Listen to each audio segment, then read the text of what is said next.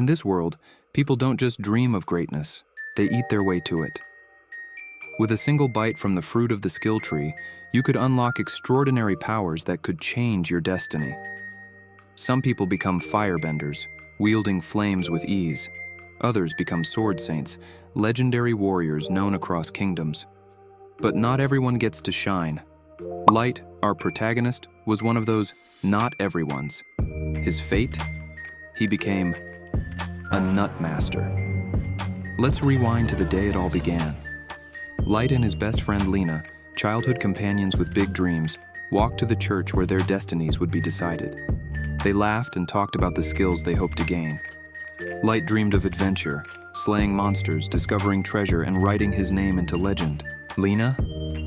She wasn't picky. She just wanted a skill that would let her stay close to Light. But there was a catch to this dream. No one knew what skill they'd get until they took that bite. Some became heroes. Others were stuck with powers so mundane they'd be laughed out of town. Still, Light was sure they'd both get something amazing. The ceremony begins. Inside the grand hall of the church, the Holy Sister greeted them with a smile and explained the rules of the skill fruits. One fruit, one skill, one chance. If you ate a second fruit, poisoned, guaranteed death. Many have tried to change their fate by eating another fruit, the sister warned, and none have survived. The room grew tense. Lena looked nervous, but Light reassured her. They could do this. Lena stepped forward first. She took a bite of her fruit, and immediately her body was surrounded by a blinding light. Heat radiated from her as power surged through her veins. The Holy Sister gasped. The Sword Saint skill, the stuff of legends. Lena was destined for greatness. Light cheered for her, thrilled to see his best friend become something so incredible. But now it was his turn. Light walked to the altar, picked a fruit, and bit into it. At first, he felt the same rush of energy coursing through him. But as the power settled, he realized something was wrong. "Nutmaster?" the Holy Sister said, trying to sound positive. "You can grow nuts?" Light's dreams of adventure came crashing down. He wasn't going to be a hero. He wasn't going to fight monsters. His destiny was to farm. Desperate, he asked if he could try again. But the sister was firm. Eating another fruit was a death sentence. Lena tried to comfort him. "It doesn't matter what your skill is," she said. "I'll stay here with you. We can make a life together." But the Holy Sister wasn't having it. "Lena, you're a sword saint. You're destined to protect this kingdom, not waste your talent farming." Before Light or Lena could protest, the sister took her to the royal capital to begin her training. Lena promised she'd come back for Light one day, but her departure left him heartbroken and alone.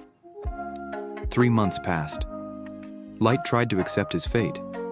He used his Nutmaster skill to grow the healthiest, largest nuts in the village and sold them at the market. The money wasn't great, but it kept him afloat. Still, the pain of being left behind lingered. One day, he saw a poster in town about Lena.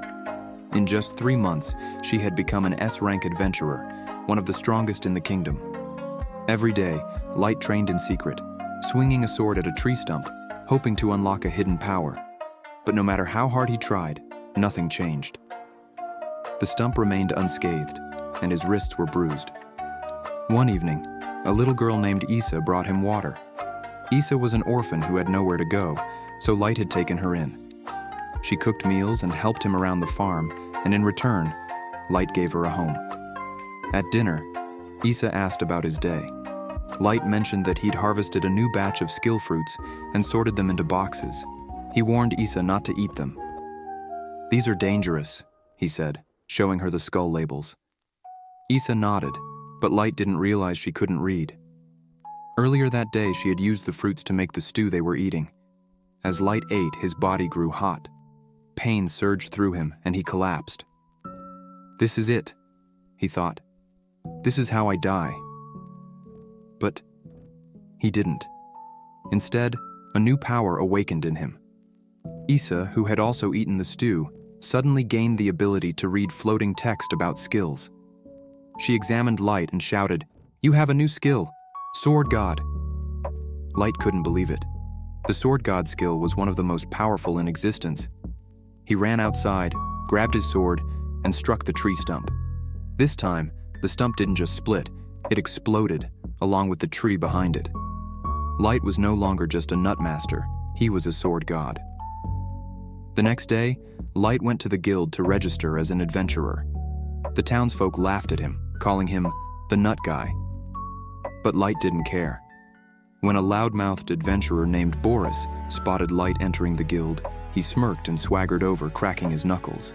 "Come on, Nutmaster, let's see if you can do anything other than grow peanuts." With a flick of his wrist, he deflected Boris's attack, sending the larger man stumbling backward. Boris glared at him but didn't dare pick up his sword. He turned and stormed away, muttering curses under his breath. Encouraged by his small victory, Light decided to take on his first official quest: to eliminate a slime monster terrorizing a nearby farm. Slimes were considered the weakest of monsters, usually no challenge for even the most inexperienced adventurers. But this particular slime had grown abnormally large, swallowing livestock whole and leaving a trail of destruction. When Light arrived at the farm, he found the creature waiting for him. It was nearly as tall as the barn, its gelatinous body shimmering in the sunlight. Light drew his sword, feeling a surge of power from his sword god skill. With a single precise swing, his blade cut through the slime, splitting it cleanly in half. The force of his strike didn't stop there. It carved into the ground beneath the slime, leaving a deep gash in the earth.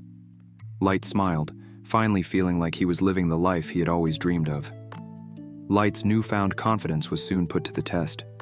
On his way back to town, he encountered a group of adventurers fleeing in panic. Among them was Jean, the same man who had laughed at him in the guild earlier. "It's an ogre!" Jean gasped, his face pale with terror. Its massive club swung through the air, smashing into a tree and sending splinters flying. Jean grabbed Light's arm. "You're the weakest here, you distract it while we run." Light yanked his arm free. "I'm not your bait," he said firmly, stepping forward. The ogre roared, its eyes locking onto Light. It charged, its footsteps shaking the ground. Light tightened his grip on his sword, his mind clear. As the ogre swung its club down, Light dodged to the side and slashed upward. His blade sliced through the ogre's arm, sending its weapon tumbling to the ground. With one final powerful strike, he drove his sword through the ogre's chest. The beast collapsed, its massive body hitting the ground with a thunderous crash. The adventurers stared in stunned silence. Back at the guild, Light turned in the ogre's horn and collected his reward. The guildmaster, who had doubted him earlier, nodded in approval. As Light was about to leave, a commotion near the entrance caught his attention. An S-rank party had returned from their latest mission, drawing a crowd of admirers. Leading them was Lena. Light's heart raced as he pushed through the crowd to get to her. She looked different, stronger. She turned toward him, her expression unreadable. For a moment, Light thought she would smile back, but instead, she frowned. "I'm sorry," she said coldly. "Do I know you?" The words hit him like a punch to the gut. Light stood frozen as Lena walked past him, surrounded by her new companions. To be continued. If you enjoyed this recap, please consider liking and subscribing to the channel. Have a great day.